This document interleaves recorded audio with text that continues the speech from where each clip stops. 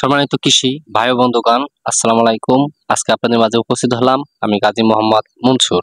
আপনারা আজকে দেখবেন কি সার ওষুধ দিতে হয় আগাছা দমনের জন্য। আগাছা দমন রাখার জন্য আপনারা কি ওষুধ ব্যবহার করবেন আর কি ওষুধ ব্যবহার করলে আগাছা 99% দমন থাকবে।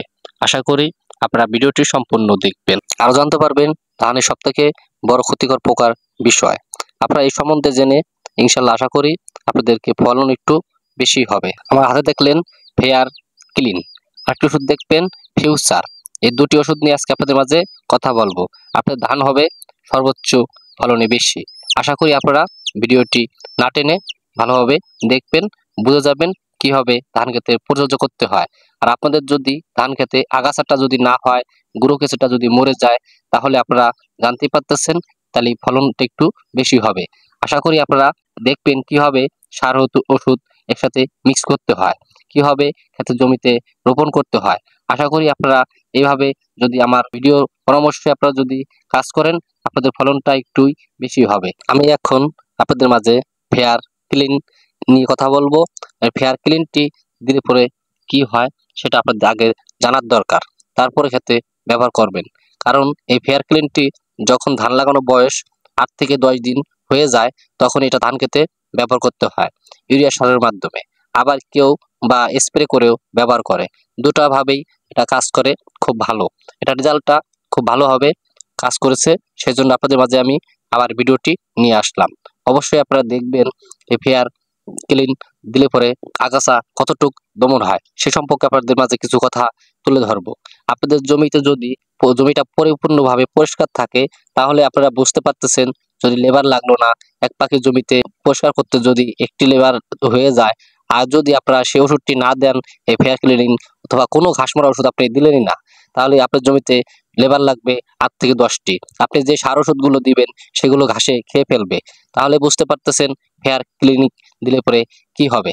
আপনারা আরো জানতে পারবেন এই যে একটি বোতল নিয়ে আমি কথা বলেছিলাম ফিউচার। এই ফিউচারটা দিবেন আপনারা অবশ্যই কিসের জন্য, যদি আপনার ক্ষেতে কোনো ধরনের গুঁড়ো কেঁচে থাকে। যখনই ধান আপনি রোপণ করেছেন, অবশ্যই আপনার ক্ষেতে গুঁড়ো কেঁচোটা আছে, সেজন্য আপনি এই ওষুধটি দিতে হবে। যখন আপনি দিবেন তখন সারের মাধ্যমে এগুলো ভালো করে একটু মিক্স করে নেবেন। মিক্স করে নিয়ে আপনি যখন সারটাই করলেন, ভালো করে মিক্স করলেন, তখন আপনার এই ওষুধটাও মিক্স হয়ে গেল। তখন আপনি খেতে ভালোভাবে রোপণ করে দিতে পারবেন। রোপণ করে দিলে পরে গুঁড়ো কেঁচো আপনার বিভিন্ন ধরনের পোকা যদি খেতে থাকে, সেগুলো ইনশাল্লাহ ধ্বংস হয়ে যাবে। আর যদি ক্ষেতের ক্ষতিকর পোকাগুলো ধ্বংস হয়ে যায়, তাহলে আপনারা বুঝতে পারতেছেন ক্ষেতটা একটু সুস্থ সবলই থাকবে। আর এই যখনই আপনি এই ক্ষেতে সুস্থ সবল রাখার জন্য এই ওষুধগুলো ব্যবহার করবেন, তখন আপনি একটু খরচ করতে হবে। আপনি খরচের চিন্তা যদি করেন, তাহলে কিন্তু আপনার ফসলটা কম হবে। যেখানে ভাই একটা কথা বুঝতে হবে, খরচ ছাড়া বর্তমান কিছুই হয় না। আগে যুগে মানুষরা বিভিন্ন ধরনের ধান রোপণ করতে আসতো, অনেকটা ফলন পেত। এখন কিন্তু সেই দিন নাই। এখন যত খরচ তত বেশি ফলন। অবশ্যই আপনারা আমাদের এই পরামর্শটি ফলো করবেন। আশা করি আপনারা অনেক বেশি ফসল থেকে ফলন পাবেন। আপনারা আমাদের একটি কথা আমরা যে বলি আপনাদেরকে, সে কথাগুলো স্মরণ রাখবেন। ভাই, কৃষকের কিন্তু যখন দোকানে যায়, তখন কিন্তু মাথাটা নষ্ট হয়ে যায়। দোকানদারকে বলে ভাই আমার ক্ষেত্রে এই সমস্যা ওই সমস্যা, তখন কিন্তু দোকানদার এক বোঝা ধরিয়ে দেয়। সেজন্য ভাই সে কথা পরামর্শটি না নিয়ে আপনারা আমাদের যে ভিডিওতে পরামর্শটি দিলাম, অবশ্যই সেগুলো আপনারা একটু ফলো করুন। ফলো করে খেতে একবার ব্যবহার করে দেখুন, না হয় আপনারা আর ব্যবহার করতে হবে না। আশা করি আপনারা 100% রেজাল্ট পাবেন।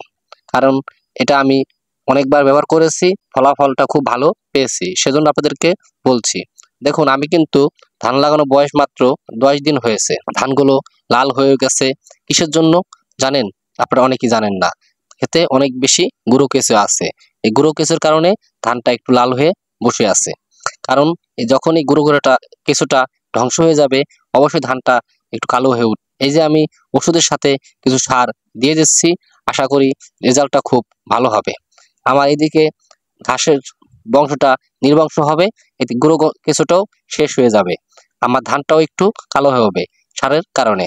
সেজন্য বলতেছি আপনারা অবশ্যই আমাদের চ্যানেলটি সাবস্ক্রাইব করে রাখবেন। এর পরবর্তী কি ওষুধ দিতে হবে আশা করি আপনারা আমাদের কাছ থেকে জেনে যাবেন। যখনই ধান খেতে এই সার ওষুধগুলো দিবেন, অবশ্যই ক্ষেতে চাকচিক পানি থাকতেই হবে, তাহলে রেজাল্ট একটু বেশি হবে। আশা করি আপনারা যদি এই ওষুধগুলো ব্যবহার করেন, আপনাদের পাশের জমি থেকে আপনার ফসলটা একটু বেশি হবে। ওষুধ দেওয়া শেষ, বাসায় এসে ভালো করে সাবান দিয়ে গোসল করে ফেলবেন। সুস্থ থাকবেন, ভালো থাকবেন। কৃষি পরামর্শে এগিয়ে যান।